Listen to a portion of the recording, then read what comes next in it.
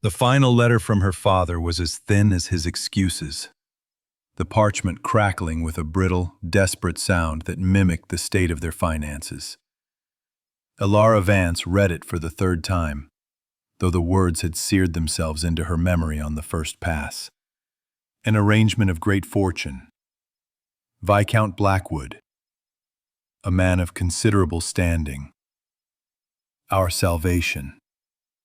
He had used the word salvation as if it were a shield, something to ward off the truth of the word he truly meant.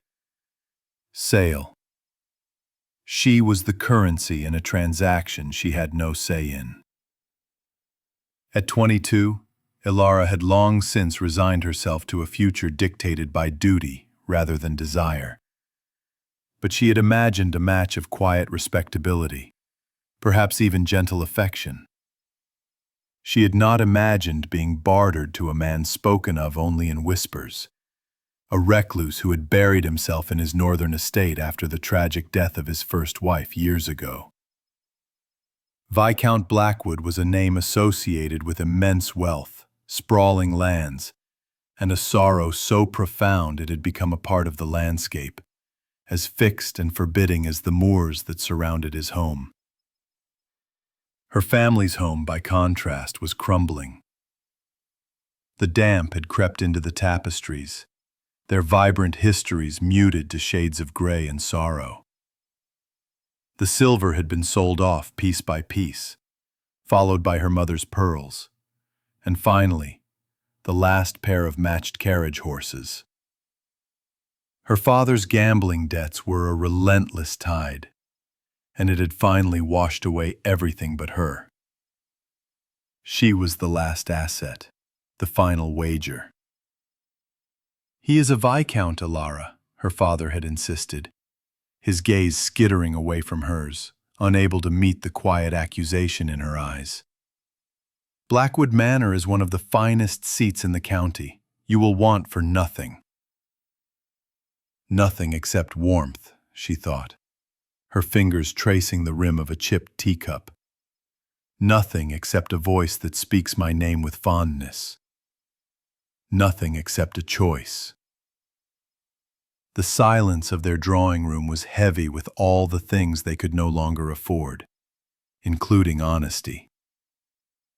Her younger brother, Arthur, outlined her duties, her allowance, the expectations of her station.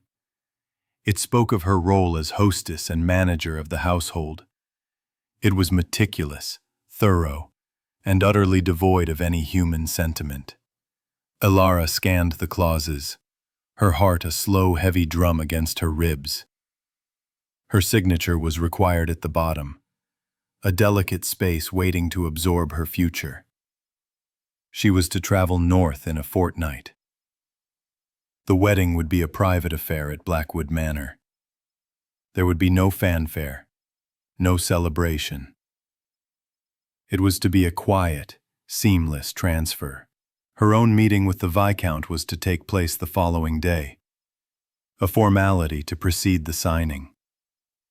She spent the night in a state of suspended dread, staring at the cracks in her ceiling and imagining the face of the man who was buying her life. Was he cruel? Disfigured? A madman hidden from society? The whispers were always vague, focusing on his grief, his solitude. But human nature abhorred a vacuum, and she had filled the empty spaces with her worst fears. The meeting was set for a neutral location, a private room in a respectable London inn. When he entered, her fears scattered, replaced by a different, more complicated apprehension. Viscount Alistair Blackwood was not a monster. He was tall, impeccably dressed in dark, severe tailoring that seemed to absorb the light. His face was a study in harsh, beautiful angles. His jaw firm, his nose straight. But it was his eyes that held her captive. They were the color of a winter sky, a pale, clear gray, and they were utterly, terrifyingly empty. They looked at her not with malice, but with a complete and profound absence of interest. It was as if he were assessing a piece of furniture he was obligated to acquire. "Miss Vance," he said. His voice was a low baritone, smooth and cold as polished river stone. There was no greeting, no preamble. "Lord Blackwood," she replied, her own voice steadier than she felt. She forced herself to meet his gaze, refusing to be the frightened mouse hostess when the occasion demands, and to present a respectable face to the county. "My son requires a stable, orderly environment, and the presence of a lady of the house is deemed appropriate." The mention of a son sent a small, unexpected tremor through her. The solicitor's documents had noted a male heir, Thomas, aged 6, but hearing him mentioned aloud made the situation more real, more complicated. "I will provide you with a generous allowance, complete authority over the domestic staff, and the full respect due to your station," he continued, his tone flat, as if reciting inventory. "In return, I expect discretion, dignity, and the complete adherence to the boundaries I am about to set." Alara swallowed, her throat suddenly dry. "Boundaries, my lord? Indeed." For the first time, a flicker of something, not emotion, but a cold, hard emphasis, entered his voice. "Our lives will be conducted in parallel. You will have your wing of the house, I will have mine. We will not intrude upon one another's privacy. There will be no expectation of companionship, no friendship. And to be unequivocally clear, no intimacy of any kind. This will be a marriage in name, and in name only." He paused, letting the weight of his words settle in the silent room. Alara felt a strange, chilling relief mingled with a profound sense of humiliation.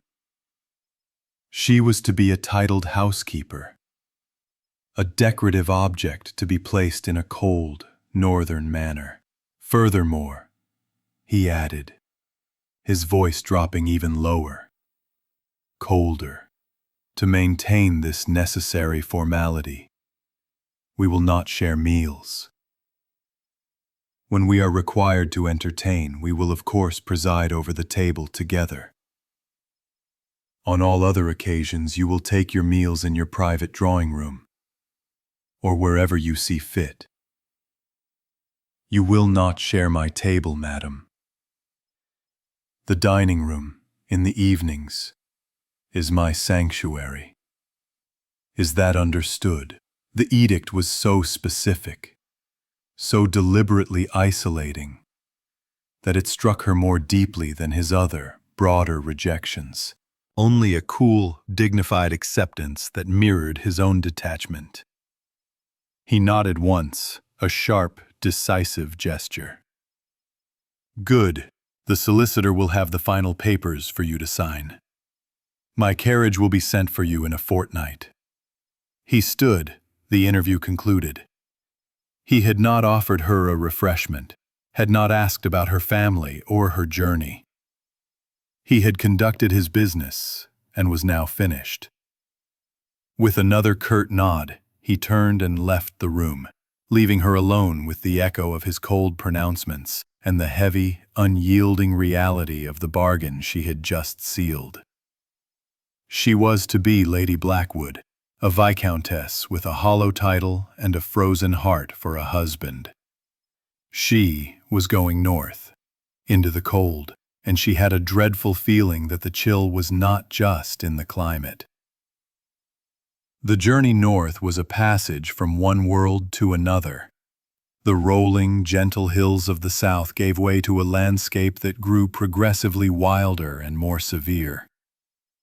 The trees became sparser, replaced by vast, sweeping expanses of moorland, their heather-clad surfaces shifting from purple to a brooding gray under the perpetually overcast sky. A persistent mist clung to the hollows, blurring the edges of the world and lending the air a damp, clinging chill that seeped through the walls of the carriage and into Ilara's bones. It felt to her like she was traveling not just geographically, but into the very heart of the Viscount's coldness. Hama, her loyal maid, Anya, sat opposite her, her cheerful disposition a small, flickering candle against the encroaching gloom. Anya had been with her since childhood, a steadfast presence of warmth and common sense. Her presence was the last link to the life Ilara was leaving behind. "It's a grand country, my lady," Anya said, trying to inject a note of optimism as she peered through the window. "Strong, enduring." Hama, Ilara managed a faint smile. "It is certainly that. Like the man who rules it," she thought. She had spent the last 2 weeks in a haze of detached preparation, packing away her old life into trunk, parkland, and ancient, skeletal trees. There was no sign of a welcoming village, no hint of community. The house was an island in a sea of moorland. As the carriage drew to a halt on the gravel drive, the great oak doors swung open. A line of servants stood waiting, as still and silent as statues. At their head was a woman in a severe black dress, her hair pulled back so tightly it seemed to strain her features. She was, Ilara surmised, the housekeeper. Lord Blackwood was not there to greet her. The omission was a deliberate, calculated reinforcement of the terms he had set. This was not a homecoming for a beloved bride. It was the arrival of a new employee. The housekeeper stepped forward, her back ramrod straight. "Welcome to Blackwood Manor, my lady. I am Mrs. Gable." Her voice was as starched and rigid as her collar. "His lordship is in his study and has asked not to be disturbed. He trusts you will find your room satisfactory." Ilara stepped down from the carriage, pulling her cloak tighter around her against a wind that carried the scent of rain and damp earth. She nodded to the housekeeper, her own expression calm and composed, betraying none of the turmoil within. "Thank you, Mrs. Gable. I am sure I will." She was led through a cavernous great hall where suits of armor stood sentinel in the shadows, and a vast, cold fireplace gaped like a hungry mouth. The air was still and smelled of beeswax and old stone. The silence was profound, broken only by the echo of their footsteps on the flagstones. It was a house holding its breath. Her apartments were in the east wing, a suite of rooms that were spacious and well-appointed, furnished with heavy dark wood furniture and rich but faded brocades. A fire had been lit in the hearth of her sitting room, but it did little to dispel the oppressive chill of the place. From her window she could see a formal, manicured lawn that eventually gave way to the wildness of the park. It was a landscape of stark contrasts, of order imposed upon chaos. Outsider, her presence tolerated but not integrated. Her solitary meals were served in her sitting room on a small table set with the finest china and silver. The food was exquisite, but each bite tasted of loneliness.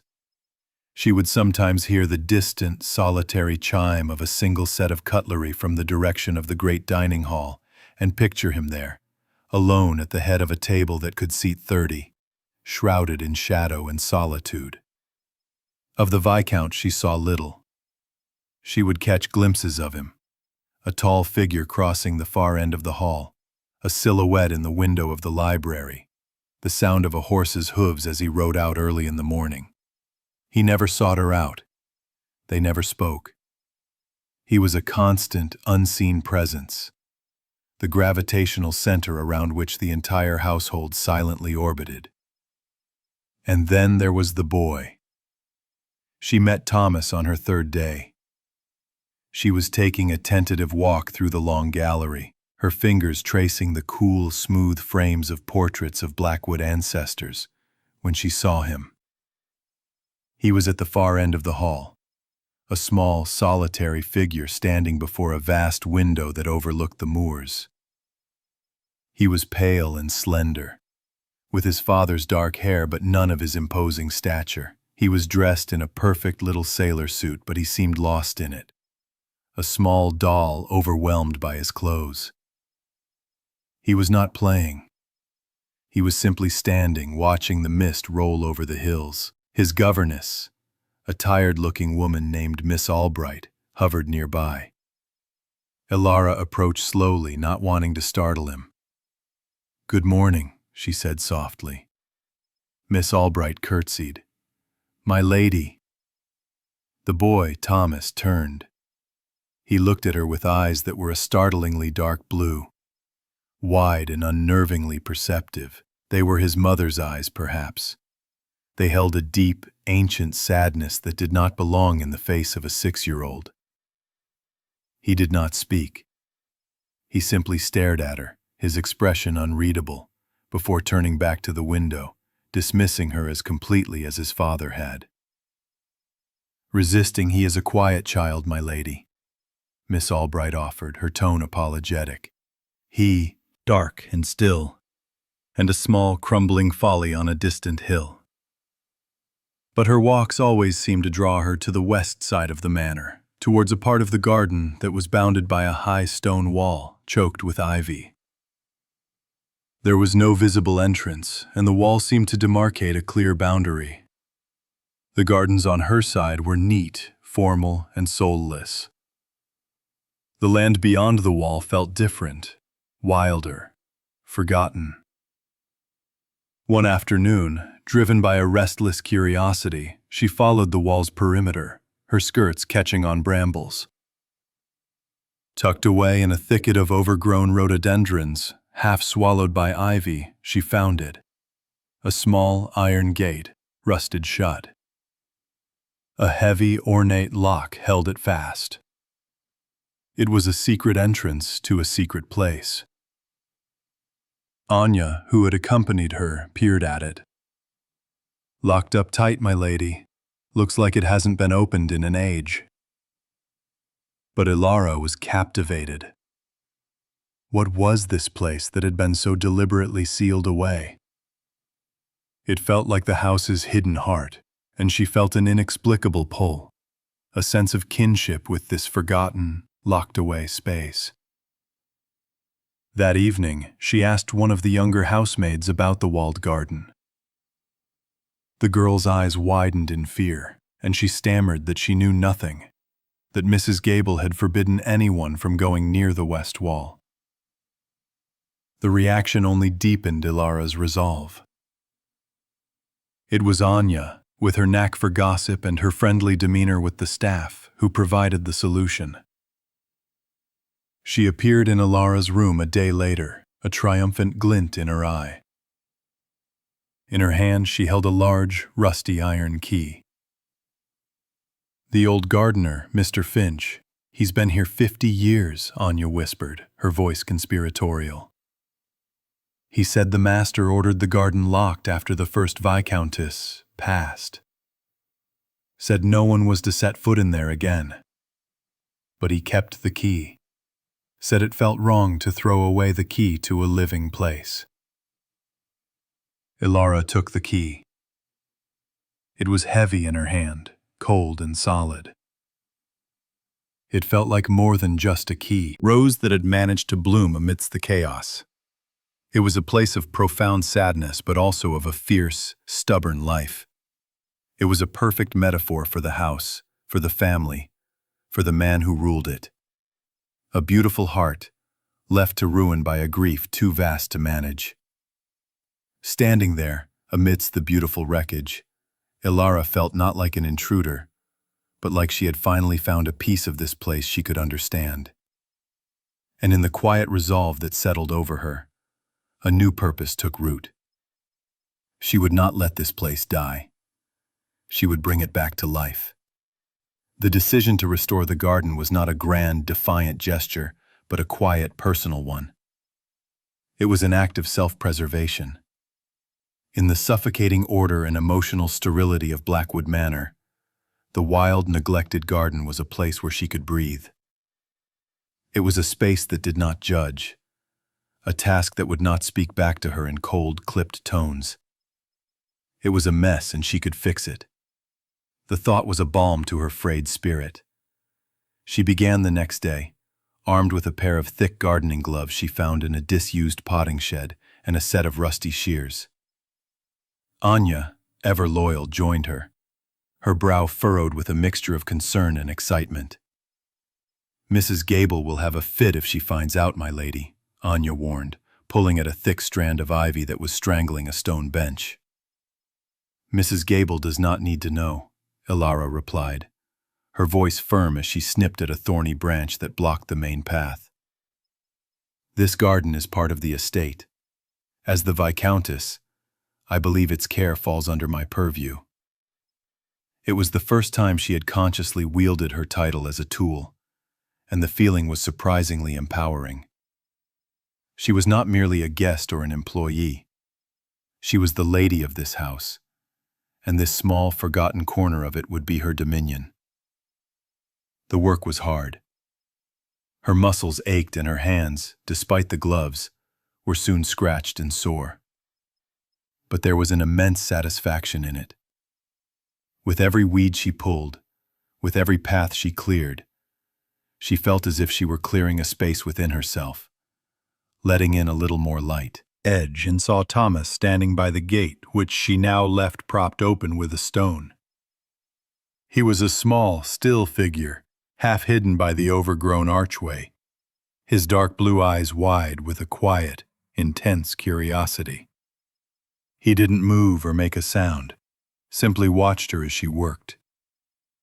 Ilara's heart gave a small lurch. She did not call out to him or approach him, sensing that it would scare him away, like a rare, timid bird. Instead, she smiled gently in his direction and then returned to her task, humming a soft tune her mother used to sing. She was aware of his presence for nearly an hour before he slipped away as silently as he had appeared. He came back the next day, and the day after that. He never came fully into the garden, always hovering at the edge, a silent sentinel. Ilara began to think of his presence as a part of her work. She would talk to the plants as she tended them, her voice soft and even. "There now, you need a bit more sun, don't you?" she would murmur to a struggling peony. "We'll just clear these nasty thorns away." She was speaking to the garden, but she hoped the small boy at the gate was listening, hearing a voice that was gentle and creative in a house that was otherwise so stark and silent. Ilara had always been skilled with her hands. In the evenings, to combat the loneliness, she had taken to carving small figures from scraps of wood she found on her walks. She was no master artist, but she could coax a surprising amount of life from a simple branch. She had carved a small, smooth bird, a friendly-looking badger, and a curled-up fox. One afternoon, before she left the garden, a quiet impulse moved her. She took the little wooden bird from her pocket and placed it on the stone bench near the gate, where Thomas would be sure to see it. The next morning it was gone. And when Thomas appeared at his usual post by the gate, she could just make out the shape of the bird clutched tightly in his small hand. A wave of warmth spread through her chest, a feeling so potent it almost brought tears to her eyes. It was the first real connection she had made in this cold. "It's beautiful, thank you." She took the flower from him, her fingers gently brushing his. He did not pull away. He simply watched her as she carefully tucked the flower into the buttonhole of her dress. He stayed for the rest of the morning, not helping, but sitting on the now cleared bench, his collection of wooden animals arranged in a neat row beside him, watching her work with a quiet intensity. It was a companionship of silence, but it was companionship nonetheless. She was not aware that they, in turn, were also being watched. From the window of his second-floor study, which overlooked the West Gardens, Alistair Blackwood had seen it all. At first he had been furious. He had seen her trespass into the one place on earth he had sealed away, the sacred, painful ground of his past. He had stormed towards the door, ready to confront her, to remind her of the boundaries she was so blatantly ignoring. But he had stopped, his hand on the doorknob. He had watched her. He had seen the way she worked, not with violence, but with a gentle, patient care. He saw her uncovering the paths Isabella had laid, pruning the roses Isabella had planted. She was not destroying the memories, she was tending to them, breathing life back into them. And then he had seen his son. He had seen Thomas at the gate, day after day. He had seen the small wooden animals appear, and he had seen his silent, withdrawn son venture into the garden, into the very place Alistair had forbidden him from, the place of his birth and his mother's death. He had seen Thomas give Alara the flower. He had watched the boy sit on the bench, a quiet peace on his small face that Alistair had not seen since he was an infant. A maelstrom of emotions warred within him, a conflict so fierce it left him breathless. His anger fought with a strange, unfamiliar flicker of gratitude. His grief wrestled with a burgeoning hope. The cold, hard walls he had built around his heart for 6 years were being gently, quietly eroded, not by a forceful assault, but by the steady, patient actions of a woman tending a forgotten garden and a forgotten child. He did not know what to do with these feelings. They were foreign, dangerous, so he did nothing. He simply watched from his window, hear him enter. She only became aware of his presence when a shadow fell over her page. She looked up, her heart leaping into her throat.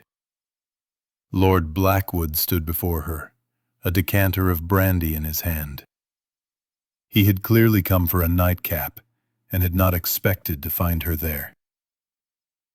An awkward silence stretched between them. He was trapped by courtesy, and she was frozen by surprise. In the past, one of them would have simply withdrawn. But tonight he did not. He gestured with the decanter towards the book in her lap. "Marcus Aurelius," he said, his voice a low rumble. He sounded surprised. "Not the usual fare for a lady." "I find his stoicism practical," Alara replied, her voice quiet but steady. Alistair poured himself a measure of brandy, the clink of glass on glass unnaturally loud in the silent room. He did not retreat to the far side of the library as she expected. He remained standing near the fireplace, swirling the amber liquid in his glass. "My father enjoyed his work," he said, his gaze fixed on the flames. "He found him needlessly optimistic." The comment was dry, almost dismissive. But it was a personal revelation, a tiny crack in the marble facade. He was speaking of his father. He was engaging her in something other than a formal decree. "Perhaps optimism is a matter of perspective," Alara ventured softly. "Some might see it as resilience." He glanced at her then, a quick, sharp look.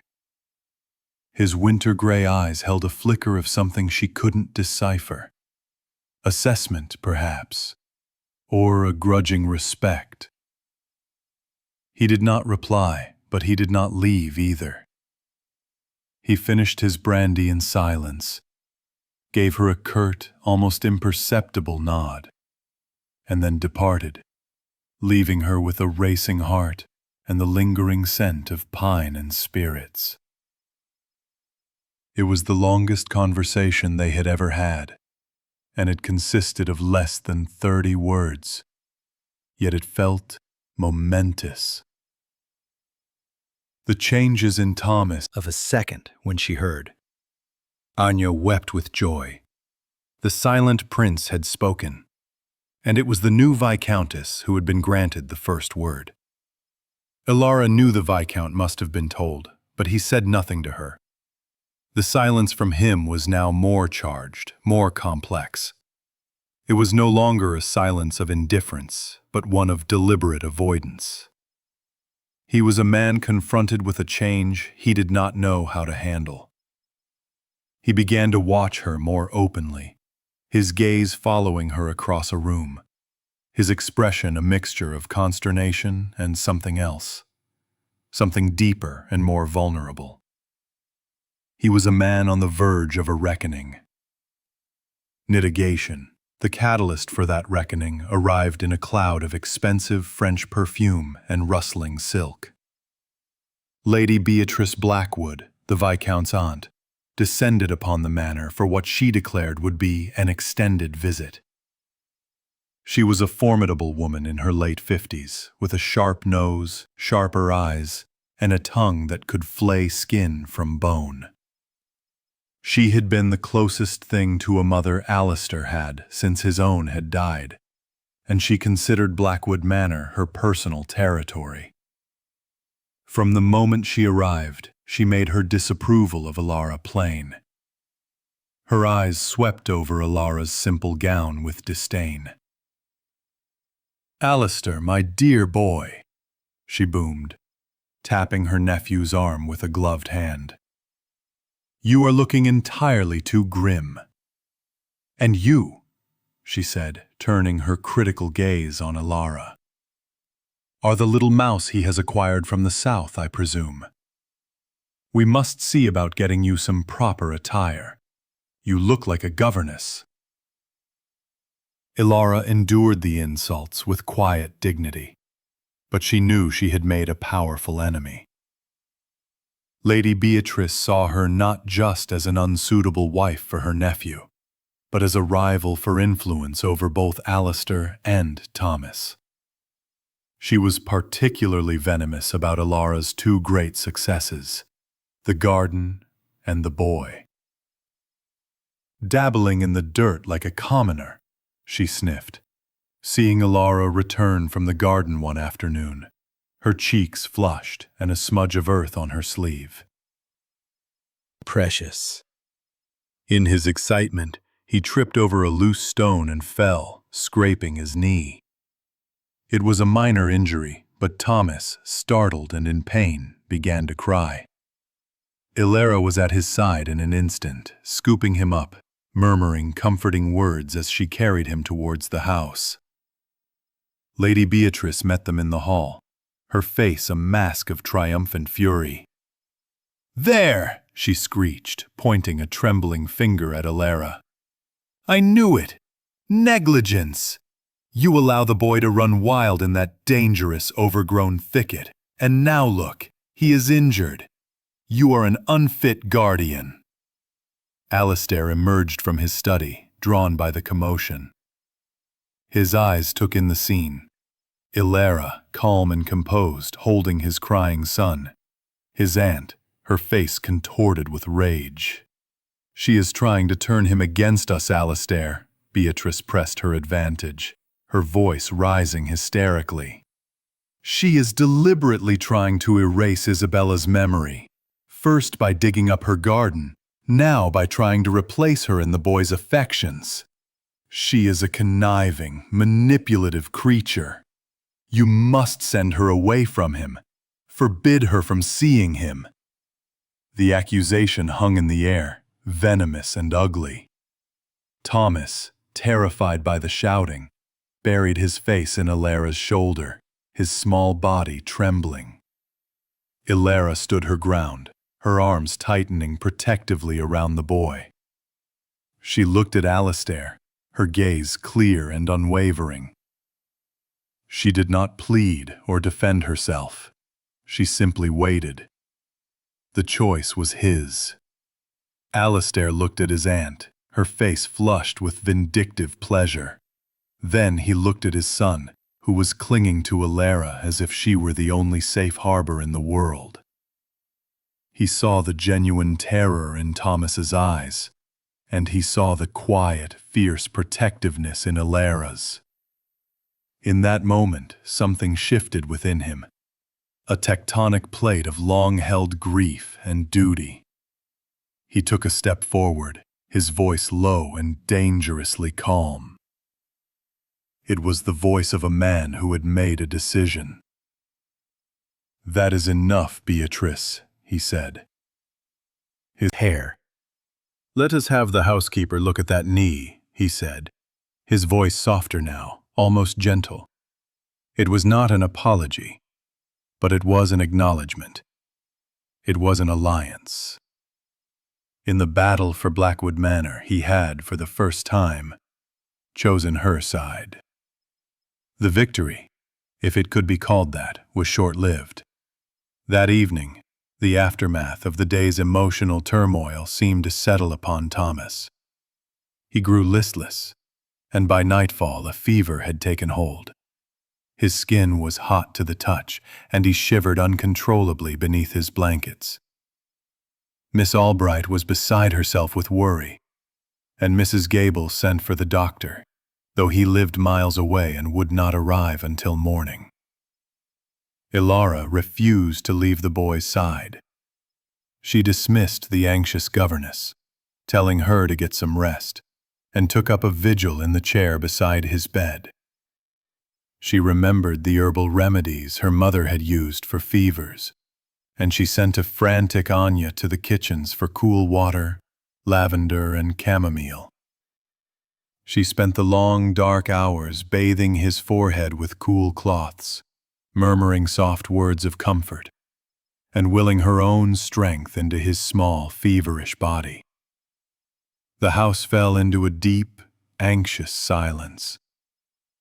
The only sounds were the ticking of the clock in the hall and the boy's shallow, ragged breaths. Sometime after midnight, the door to the nursery creaked open. Alistair stood on the threshold, his face a stark, pale mask in the lamplight. He had shed his formal coat and his shirt was open at the collar. He looked exhausted and more vulnerable than she had ever seen him. He did not speak, but walked to the other side of the bed.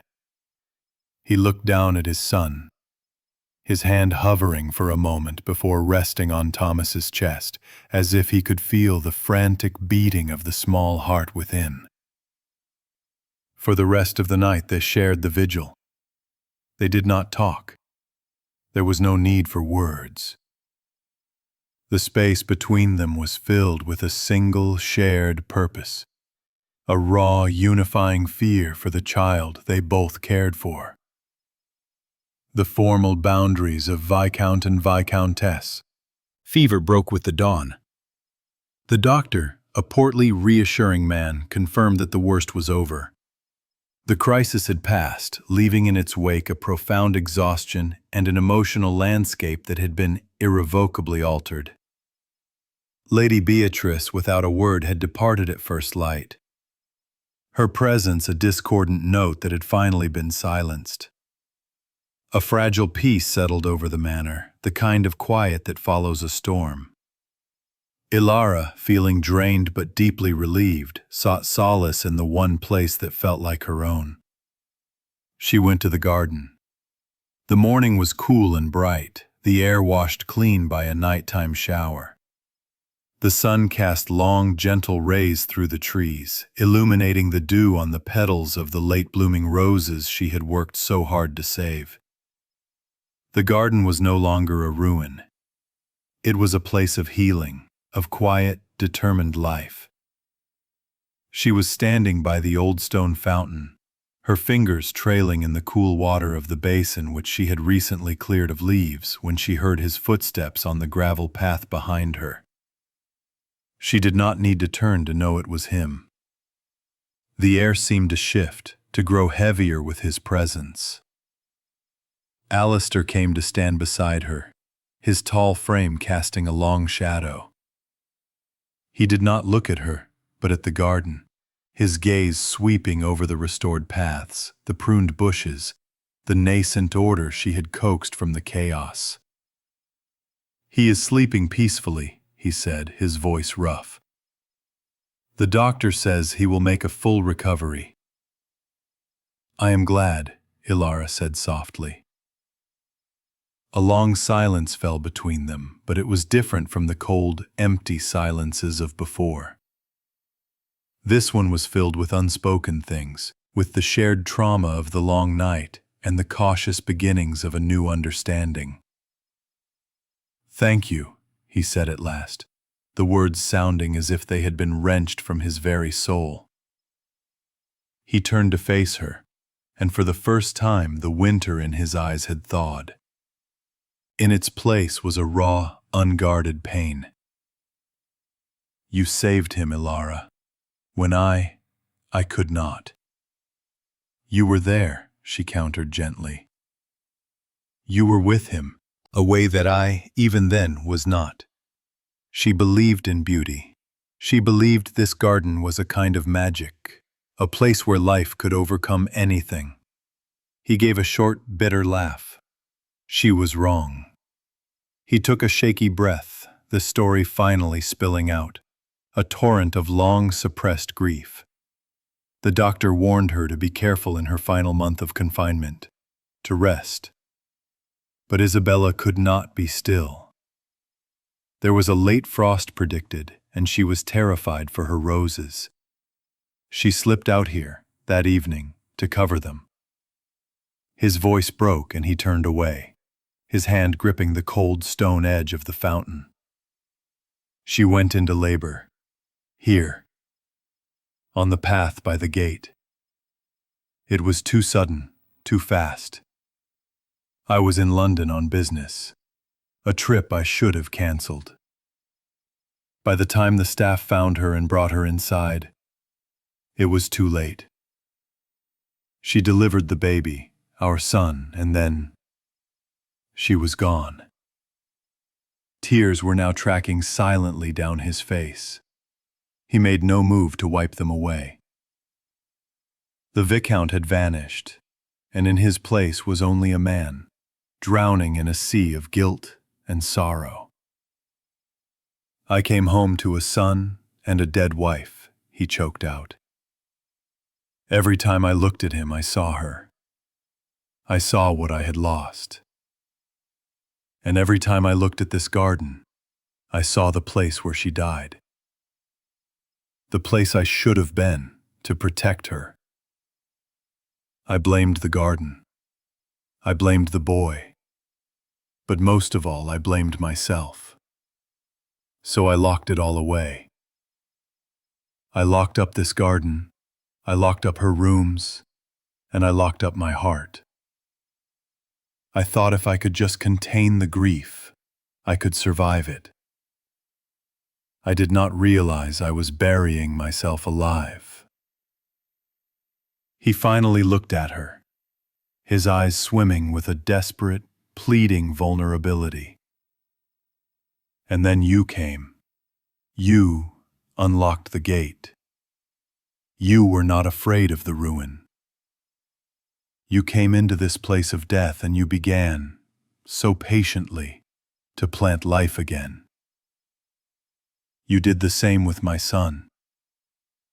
You were not created, not the tragedy that ended it." Her words seemed to land on him with a physical force. The tension in his arm eased, and he covered her hand with his own. His skin was warm. It was a simple touch, but it was a bridge across the chasm that had separated them, a connection forged in shared vulnerability and the dawn of a new, fragile hope. The ghosts of Blackwood Manor were not banished, but for the first time they were not alone. And in the quiet of the resurrected garden, something new and beautiful was finally, tentatively, beginning to grow.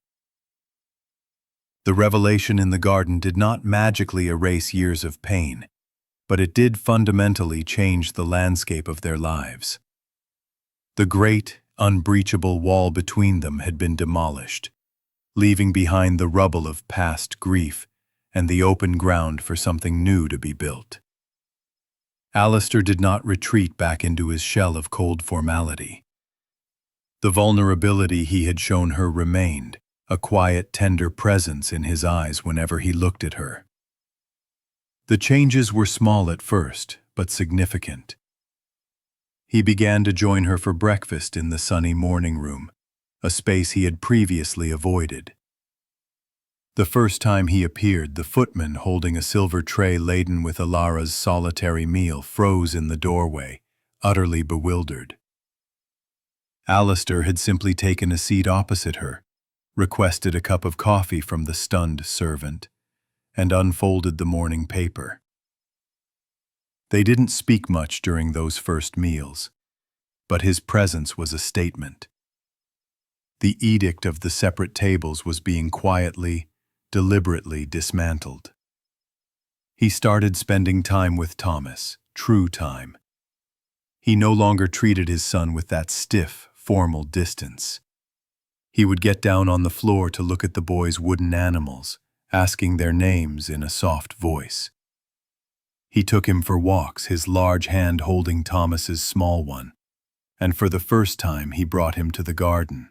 Ilara watched from a distance as Alistair knelt beside Thomas, pointing to the rose bush by the wall. She could not hear his words, but she saw the way he gently touched a white petal. And she saw Thomas lean against his father's side, and surprisingly capable. She watched him for a moment before he noticed her. "The frost did more damage than I realized," he said by way of explanation, placing a heavy stone into the wall.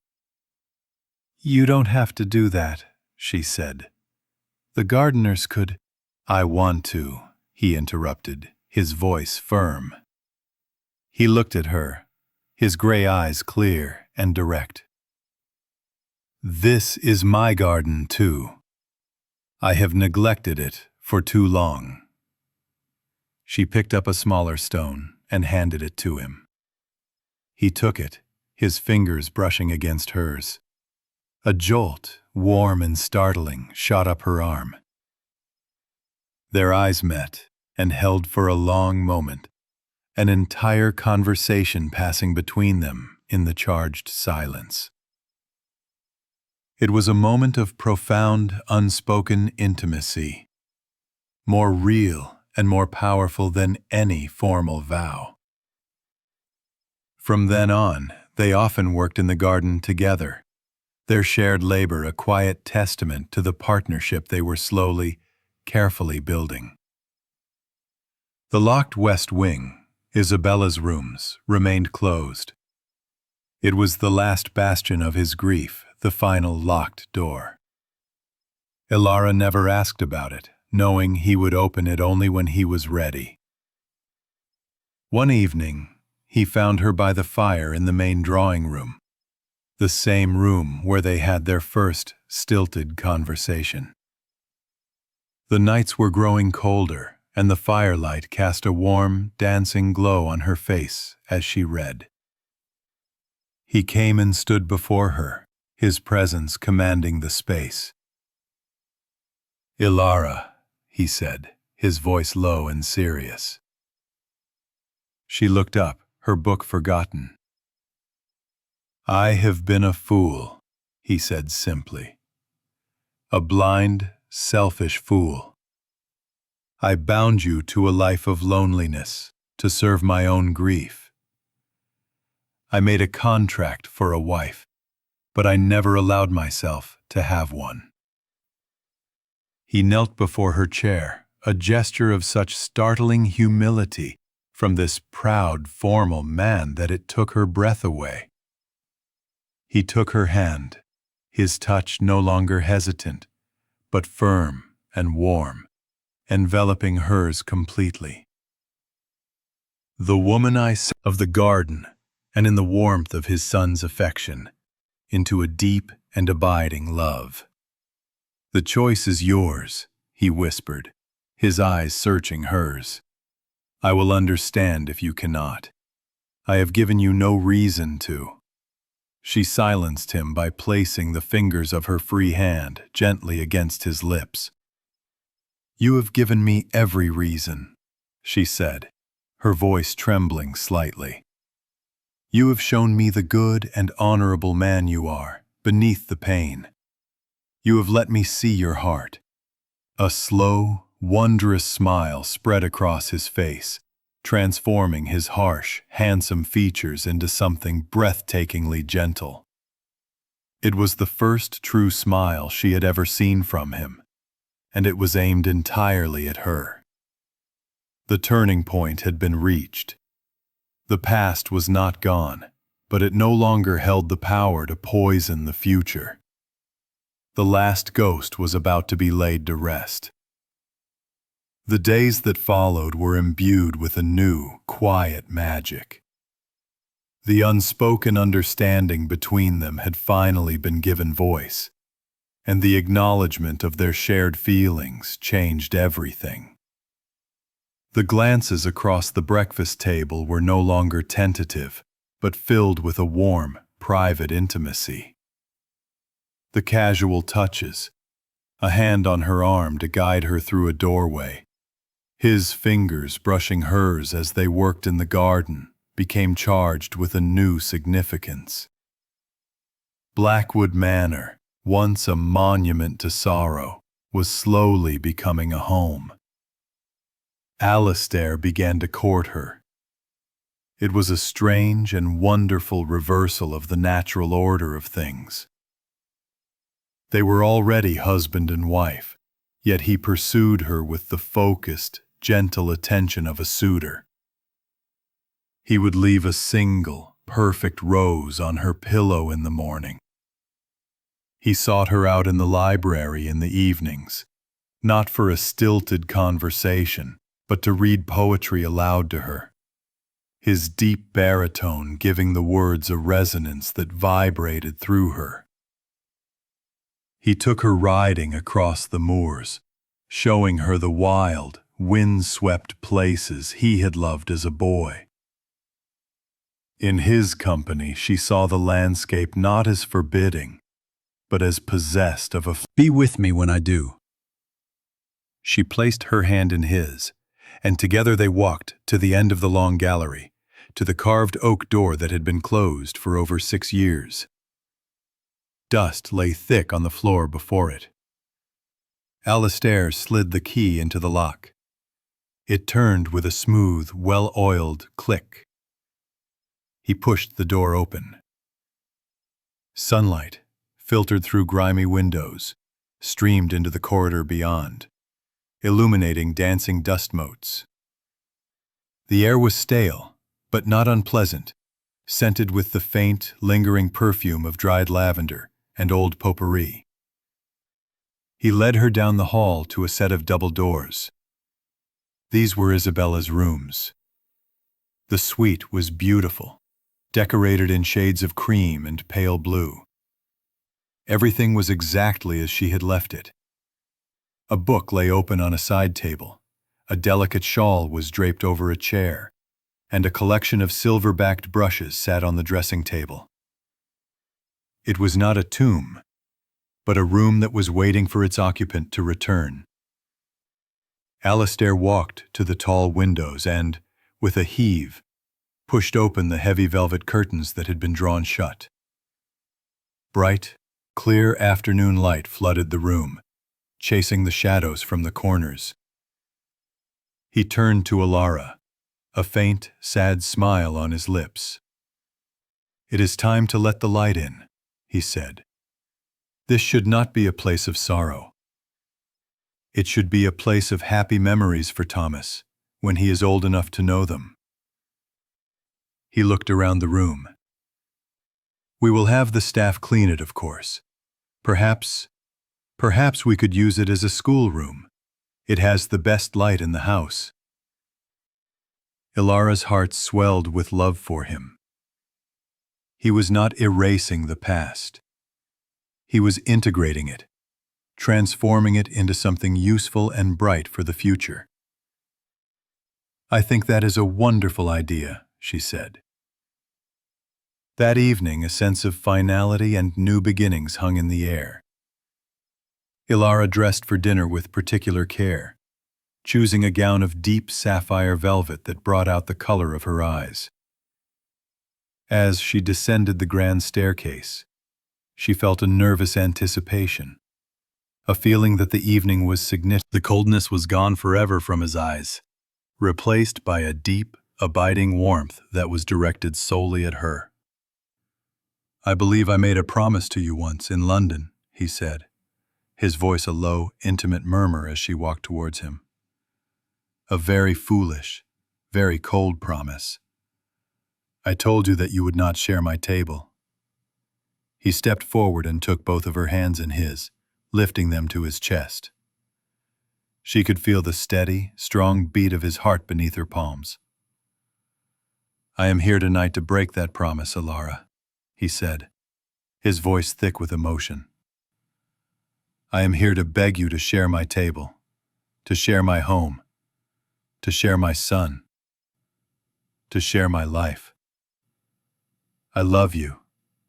I love your strength, your quiet compassion, your gentle heart. You have brought the sun back to Blackwood Manor and back to me. Will you be my wife, my true wife in all things?" Tears of pure joy welled in her eyes, blurring the candlelight into a golden haze.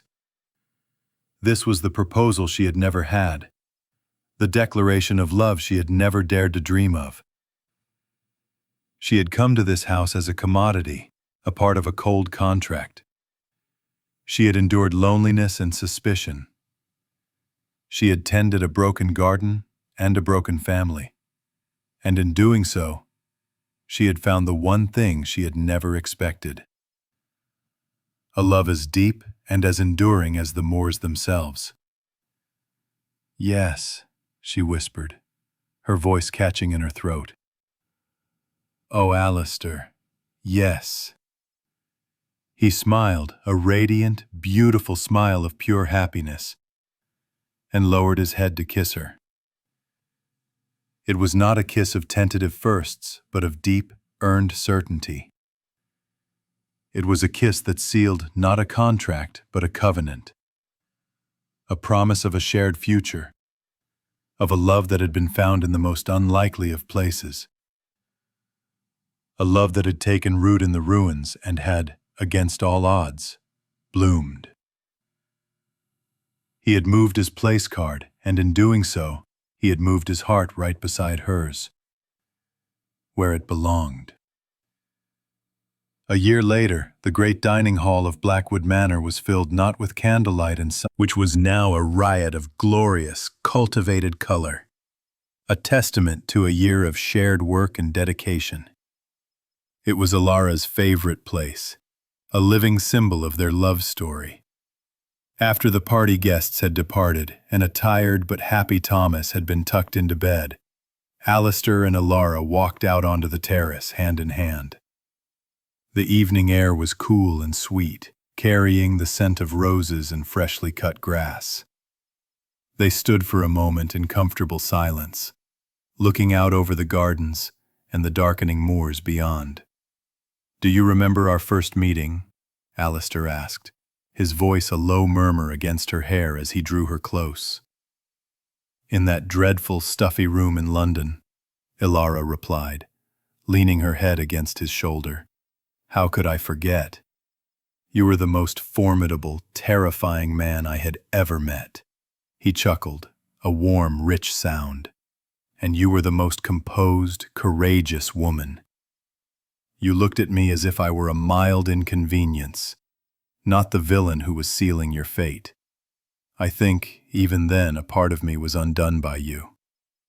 She tilted her head back to look at him, her heart filled with a quiet, profound happiness. The harsh lines of his face had been softened by a year of smiles. The sorrow was still a part of his story, a part of his past, but it no longer defined him. Love had redefined him. I was terrified, she confessed softly. But I was determined not to let you see it. You never have, he said, his expression tender as he brushed a stray curl from her cheek. You have faced every coldness, every ghost in this house, with nothing but grace and strength. You are the heart of this home, Alara. You are the heart of my life. He kissed her then, a deep, lingering kiss filled with the quiet certainty of their shared future. The last of the sun's rays painted the sky in shades of rose and gold, bathing the old stone of the manor in a warm, benevolent light. The house was no longer a prison or a fortress of grief.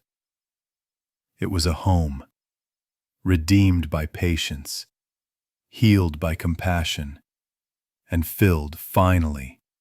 Relationships, keeping others at a safe distance, convinced that if no one gets too close, we can never be hurt again. We may even tell ourselves, and the world, that we prefer the silence, the order, the predictable loneliness of a life lived behind high walls. But as Alara's story shows us, life is a persistent, stubborn thing. It finds the cracks. It sends a quiet kindness, a gentle hand, an unexpected moment of compassion to test the locks and push at the rusted gates. We may not always be met with a grand, dramatic rescue, but with something far more powerful. The patient, steady work of someone willing to see the potential for beauty in our ruins. Someone who is not afraid of our thorns, who is willing to clear away the weeds to let the light in. And perhaps the most important lesson is that we can also be our own Alara. We can be the ones to pick up the tools, to start the quiet work of restoration in the neglected gardens of our own hearts. We can choose to face the silent, withdrawn parts of ourselves with compassion, to offer a gift of kindness, to speak a gentle word into the silence. True healing, true connection, rarely happens with a single grand gesture. It is built in the small moments, the shared vigil in the dark, the handing of a simple wildflower, the decision to move a place card and invite someone to share our table and our life. It is the slow, patient, and beautiful work of letting life and love bloom again. Thank you for listening. If this story resonated with you, please consider liking, subscribing, and sharing it with someone who might need a reminder that no garden is ever truly beyond saving.